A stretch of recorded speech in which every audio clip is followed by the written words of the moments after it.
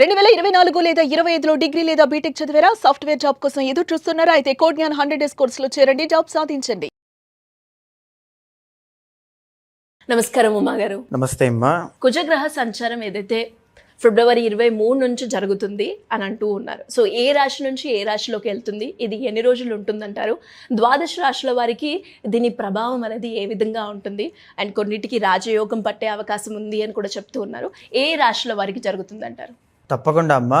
ఫిబ్రవరి 23వ తారీఖు దగ్గర నుంచి ఏప్రిల్ 2వ తారీఖు దాకా కుజుడు అనేటువంటి ఆయన మకర రాశిలోంచి కుంభరాశిలోకి ప్రవేశించడం, సంచారం చేయడం జరుగుతోంది. 38 రోజుల పాటు కుంభరాశిలోనే కుజుడు సంచారం చేస్తూ ఉంటారండి. గ్రహాల యొక్క స్టేటస్ మనం ఒకసారి చూస్తే అమ్మా, గురువు అనేటువంటి ఆయన వక్రగతిలో మిథున రాశిలోనే సంచారం చేస్తున్నారు. కేతు అనేటువంటి ఆయన సింహరాశిలో సంచారం చేస్తున్నారు. తర్వాత కుంభరాశిలో ఇప్పుడు మాట్లాడుకునేటువంటి కుంభరాశిలో 4 గ్రహాలు ఉంటాయండి. రాహు ఆల్రెడీ ఎప్పటి నుంచో ఉన్నటువంటి రాహుతో పాటుగా ఫిబ్రవరి 13వ తారీఖున రవి అనేటువంటి ఆయన వెళ్ళారు. 4వ తారీఖున 6వ తారీఖున బుధ శుక్ర గ్రహ సంచారంలో అక్కడికి వెళ్ళడం జరిగింది. తర్వాత ఇప్పుడు మనం మాట్లాడుకునేటువంటి 23వ తారీఖు ఫిబ్రవరి నాడు కుజుడు అనేటువంటి ఆయన కుంభరాశిలోకి ప్రవేశిస్తారు. అదే స్థానంలో రాహు కూడా ఉండడం వల్ల, రవి కూడా ఉండడం వల్ల, కుజుడు కూడా యాడ్ అవ్వడం వల్ల కుజ రాహువుల యొక్క కంజంక్షన్ అనేటువంటిది కనబడుతోంది. ఈ కుజరాహుల కంజంక్షన్ ఎన్ని రోజులు ఉంటుందంటే 38 రోజులు ఉంటుందన్నమాట.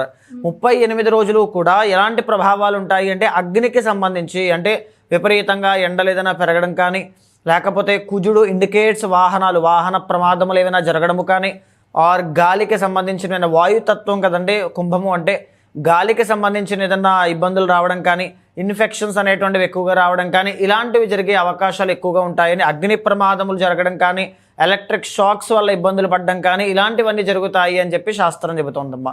మీనరాశిలో శనిగ్రహ సంచారం కూడా జరుగుతోంది. ఈ పరంగా మనం చూస్తే ఈ కుజరాహుల యొక్క సంచారం కుంభరాశిలో ఉండడం కానీ, ఏ గ్రహ కలయికలు కలిసినా కలవకపోయినా విడిగా ఉన్నా ఖచ్చితంగా పాజిటివో నెగిటివో ప్రతి రాశి మీద పడుతూ ఉంటాయండి. ప్రతి నక్షత్రం మీద కూడా ప్రభావితం అవుతూ ఉంటాయి.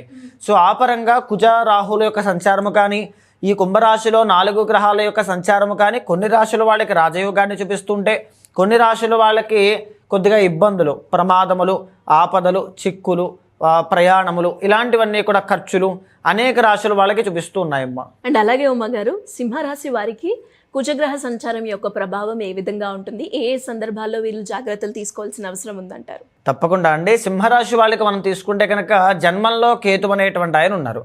జన్మకేతు వల్ల ఒక ఆలోచన మీద స్థిరమైనటువంటి నిర్ణయం తీసుకోలేక, నిలకడ అనేటువంటిది లేక, స్టేబిలిటీ అనేటువంటిది లేక, ఉదయం ఒక ఆలోచన, ఉదయం అది చేద్దాం, మళ్ళీ సాయంత్రంకి ఆలోచన మారిపోయి ఎలా కాదు ఇలా చేద్దామన్న ఆలోచనలతో ఇలాగా కొంతవరకు ఇన్కన్సిస్టెన్సీ అనేటువంటిది కనబడుతుందండి. తరువాత ఈ సింహరాశి వాళ్ళకి అష్టమ శని నడుస్తోంది, గురుబలం పార్షియల్లీ అనుకూలిస్తోంది. ఫుల్ ప్లెజ్డ్గా ఉగాది తర్వాత నుంచి బాగుంటుంది. అయితే ప్రధానంగా మనం తీసుకుంటే సప్తమ స్థానం అవుతుందండి కుంభరాశికి. సప్తమ స్థానంలో రాహు అనేటువంటి ఆయన భార్యాభర్తల మధ్యలో ఇబ్బందులు, చికాకులు, ఒత్తిడి, ఒడిదుడుకులు, మనస్పర్ధలు లాంటివి కలగజేస్తూనే, రవి అనేటువంటి ఆయన 6వ స్థానం నుంచి 7వ స్థానంలోకి ఫిబ్రవరి 13వ తారీఖున ప్రవేశించారు. అంటే ఫిబ్రవరి 13, జనవరి 13 మకర సంక్రాంతి దగ్గర నుంచి ఫిబ్రవరి 13 దాకా సింహరాశి వాళ్ళకి సంథింగ్ ఏదో చేంజ్, అంటే లైఫ్లో ఒక కొత్త ప్రాజెక్టులు ఓకే అవ్వడం కానీ, లేకపోతే పనులన్నీ కూడా సకాలంలో పూర్తవడం కానీ, ఆర్థికంగా ఎదుగుదల, కాన్ఫిడెన్స్ కానీ, ఆరోగ్యం కానీ ఇలాంటివి కనపడ్డాయి. అయితే ఫిబ్రవరి 13 తర్వాత నుంచి రవి ఎప్పుడైతే సప్తమ స్థానంలోకి ప్రవేశించారో ఆరోగ్యం కాస్త బలహీనపడము కానీ, పనుల్లో ఆటంకములు రావడం కానీ, సమయానికి భోజనం చేయలేకపోవడం కానీ, ఒత్తిడి ఇలాంటివన్నీ కూడా రవి అనేటువంటి ఆయన కలగజేస్తారు. పైగా రవి రాహుతో పాటు కలయిక ఉన్నారు. సో ఫాదర్ రిలేటెడ్ ప్రాబ్లమ్స్ ఏదైనా ఇచ్చే అవకాశాలు ఎక్కువగా ఉంటాయి. ఈ యొక్క బిజినెస్ మీద కానీ, మెరిటల్ లైఫ్ మీద కానీ ప్రభావితం అనేటువంటిది ఎక్కువగా అవుతూ ఉంటుందండి. అయితే ఇప్పుడు ఈ కుజుడు అనేటువంటి ఆయన కూడా యాడ్ ఆన్ అవ్వడం వల్ల ఎలాంటి ఫలితాలు ఉంటాయి అని శాస్త్రం చెబుతుందో మనం చూస్తే, అన్న వస్త్రములకి లోటు ఉంటుంది, బంధువులతో విరోధం ఉంటుంది అని శాస్త్రం చెబుతుందండి. అన్న వస్త్రాలకి లోటు ఉండడం అంటే తినడానికి తిండి లేకపోవడమో, వేసుకోవడానికి బట్టలు లేకపోవడమో కాదండి. ఎలా ఉంటుంది అంటే కొన్ని సందర్భాల్లో మనం ఏదో పనిలో పడి, ఇందాక మనం చెప్పుకున్నాం రవి బాగాలేదు కాబట్టి సమయానికి భోజనం చేయకపోవడం అనుకున్నాం. దానికి కొద్దిగా ఎక్స్టెన్షనే ఈ కుజగ్రహ ట్రాన్సిట్ అనమాట. అంటే సమయానికి సరిగ్గా భోజనం అందక కాస్త ఉపవాసాలు ఎక్కువగా చేయడం వలనో, లేకపోతే భోజనం పనిలో పడి మానేయడం వలనో, ఏదో తెలియనటువంటి నేను ఇవాళ భోజనం చేయలేకపోయాను, ఇవాళ ఏంటి నాకేంటి ఇవాళ భోజనం చేయకపోవడం ఏంటి. ఇప్పుడు ఎక్కడో వెళ్తామండి, ప్రయాణానికి వెళ్తారు, వెళ్ళిన తర్వాత అక్కడ ఏది ఫుడ్ సరిగ్గా దొరకదు, ఏది ఉండదు, అలాంటి బాధ ఏదైనా చూసే అవకాశాలు. అంతకు మించి తినడానికి ఉండడానికి లోటు ఏమీ కాదనమాట. వస్త్రము అంటే అన్న వస్త్రాలకి లోటు కదండి శాస్త్రం చెప్పింది. వస్త్రము అంటే ఏంటి అంటే కొన్ని సందర్భాల్లో ఉదయం నుంచి సాయంత్రం దాకా మనం అదే బట్టల మీద ఉండి పనిలో పడి ఉండిపోతూ ఉంటాం. సో అప్పుడేంటి అంటే ఎవరైనా వచ్చినప్పుడు మనల్ని చూసినప్పుడు అయ్యో నేను ఇలా ఉన్నాను ఏంటి, నేను కొంచెం మంచిగా రెడీ అయితే బాగుండేమో ఇలా అనుకుంటూ ఉంటాం. సో అన్న వస్త్రాలకి లోటు అంటే ఇలా తీసుకోవచ్చు కొన్ని సందర్భాల్లో మాత్రమే అలా తీసుకోవాలి. అయితే రెండవది ఏంటి అంటే బంధువులతో విరోధం, ఇది తప్పకుండా కనబడుతుందండి. ఎందుకంటే కుజుడు అనేటువంటి ఆయన సప్తమంలో ఉన్నారు కాబట్టి బంధువులు చుట్టాలతో వాళ్ళు ఏదైనా వీళ్ళని ఒక మాట అనడం కానీ ఆ మాట ఎందుకంటే సింహరాశి వాళ్ళని జనరల్లీ కొద్దిగా కమాండింగ్ పవర్ ఉంటుంది, లీడర్షిప్ క్వాలిటీస్ ఉంటాయి. వీళ్ళని ఎవరు ఒక మాట అంటే తీసుకోలేరు.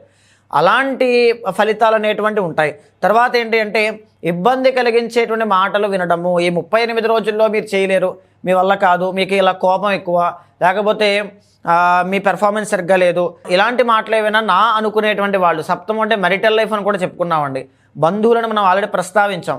సో నా అనుకునేటువంటి వాళ్ళ దగ్గర నుంచి ఎప్పుడైతే మాటలనే వింటారో కాస్త అసంతృప్తి, అవమాన భారం అనేటువంటి కనబడుతుంది.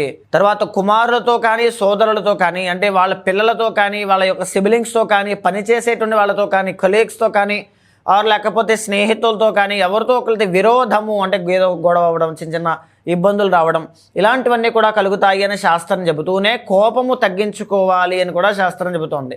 మనం చెప్పుకున్నామండి సింహరాశి వాళ్ళంటేనే కోపం ఎక్కువ. ఈ కుజుడు ఎప్పుడైతే బాగాలేదో కుజుడు ఇంబ్యాలెన్స్ అయినప్పుడు ఖచ్చితంగా ఆవేశం అనేటువంటిది పెరుగుతుంది. టక్కున ఒక మాట కోపంలో అనేస్తారు, ఆవేశంలో నిర్ణయాలు తీసుకుంటారు, అవతల వాళ్ళు హట్ అవుతారా లేదా అని చూసుకోలేకుండా. సో అలాంటి విషయాల్లో చాలా కేర్ఫుల్గా ఉండాలి. భార్యతో మాట పట్టింపులు ఇందా మనం చెప్పుకున్నాం కదండి. marital లైఫ్లో ప్రాబ్లమ్స్ అనేటువంటివి ఇవ్వడానికే సప్తమ స్థానంలో 4 గ్రహాలు ఉన్నాయన్నమాట.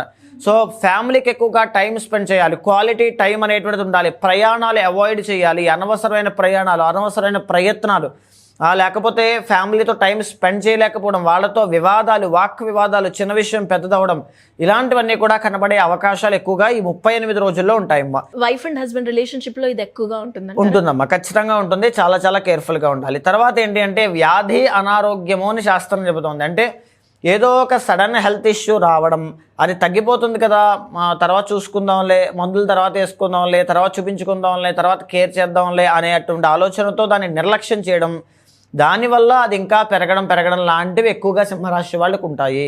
సో చాలా చాలా కేర్ఫుల్గా ఉండాలమ్మా. సింహరాశి వాళ్ళకి ఎలాంటి ఆరోగ్య సమస్యలు ఉంటాయని శాస్త్రం చెప్పిందమ్మా. ఒక్కసారి మనం గుర్తు చేసుకుంటే వెన్నుపూసకి సంబంధించిన ఆరోగ్య సమస్యలు, కిడ్నీ సమస్యలు, తర్వాత శని ఇండికేట్స్ ఇప్పుడు ఒక క్రానిక్ హెల్త్ ఇష్యూస్ అనమాట. అంటే ఎలాంటి డైజెషన్ ప్రాబ్లమ్స్ ఉండడం కానీ, మానసికమైనటువంటి ఒత్తిడి, పీస్ ఆఫ్ మైండ్ అనేటువంటి లేకపోవడం కానీ, ఇలాంటివి చాలా ఎక్కువ అవుతాయండి. దీంతో పాటు కానీ కుజుడు అనేటువంటి ఆయన ట్రాన్సిట్ అవ్వడం వల్ల ఎలాంటి ఆరోగ్య సమస్యలు వస్తాయని చెప్తూ ఉన్నారండి.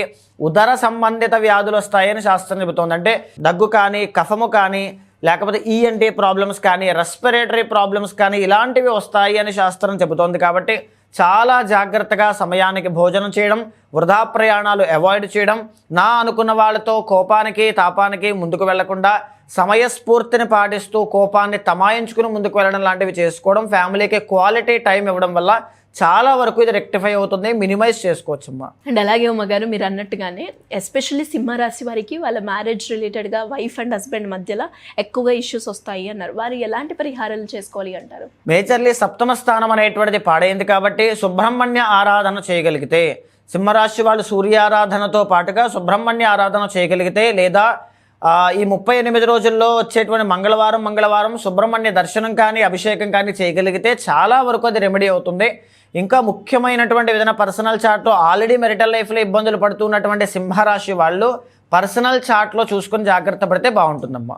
సో ఉమ్మగారు మీరు అన్నట్టుగానే ఈ 12 రాశుల వారు ఏదైనా కూడా కుజగ్రహ సంచారం వల్ల ఇబ్బంది పడుతూ ఉంటే దానికి తగ్గట్టుగా పరిహారం చేసుకోవాలి అంటే ఏ విధంగా ఉంటుందంటారు? తప్పకుండా అమ్మా. ఒక్కొక్క రాశికి, ఒక్కొక్క నక్షత్రానికి, ఒక్కొక్క గ్రహానికి సంబంధించినటువంటి అదే దైవాలకి సంబంధించిన పరిహారాలు కొన్ని వేలు ఉన్నాయమ్మా. సో ఇక్కడ ఏంటి అంటే రవి బాగాలేకపోతే సూర్యుడికి చేసుకోవాలి, చంద్రుడు బాగాలేకపోతే లలితాదేవికి, కుజుడు బాగాలేకపోతే సుబ్రహ్మణ్య స్వామికి, ఇలా అనేక రకాలుగా ఉన్నాయి. కుజుడు అనేటువంటి ఆయన మీకు బాగాలేకపోతే సుబ్రహ్మణ్య ఆరాధన విశేషంగా చేయండి. కుజుడు బాగాలేనప్పుడు శాస్త్రం చెప్పింది రక్తదానం చేయమని చెప్పింది. సో దానివల్ల కొత్తగా ఇమ్యూన్ సిస్టమ్ రీఫ్రెష్మెంట్ అనేటువంటిది కనబడుతుంది. రెడ్ కలర్ ఫ్రూట్స్ ఎక్కువగా తినాలి, పొమోగ్రానేట్, డ్రాగన్ ఫ్రూట్ ఇలాంటివి అనమాట. తర్వాత సుబ్రహ్మణ్య ఆరాధన చేయాలి, కందులు దానంగా ఇవ్వాలి, మంగళవారం నాడు రెడ్ కలర్ క్లోత్స్ వేసుకోవాలి. ఇలా అనేక రకాల రెమెడీస్ ఉన్నాయండి. దీంతో పాటుగానే ఇష్టదైవాన్ని కులదైవాన్ని ఆరాధన చేస్తూ ముఖ్యమైన సమస్య కానీ క్వశ్చన్ కానీ ఏదైనా ఉంటే పర్సనల్ చార్ట్ చూసుకున్న తర్వాత మాత్రమే దానికి తగిన పరిహారాన్ని చేసుకుంటే అద్భుతమైన ఫలితాలు ఉంటాయమ్మా. సో ఎవరైనా కూడా మిమ్మల్ని అప్రోచ్ అవ్వాలి అంటే ఎలా ఉంటుందమ్మా గారు? తప్పకుండా అండి. ఎవరైనా సరే మీకు కింద కనిపించే నెంబర్కి కాల్ చేస్తే మా వాళ్ళు మీకు పూర్తి వివరాలు అందిస్తారు. మీ యొక్క జాతకాన్ని చూసిన తర్వాత గోచారంతో సమన్వయం చేస్తూ ఏదైనా దోషాలుంటే శాంతి పరిహారములు ఆచరింపచేసి భగవత్ అనుగ్రహం కలిగేలా చేస్తాను. థ్యాంక్ యూ అమ్మ గారు. Thank you so much. నమస్తే అమ్మా.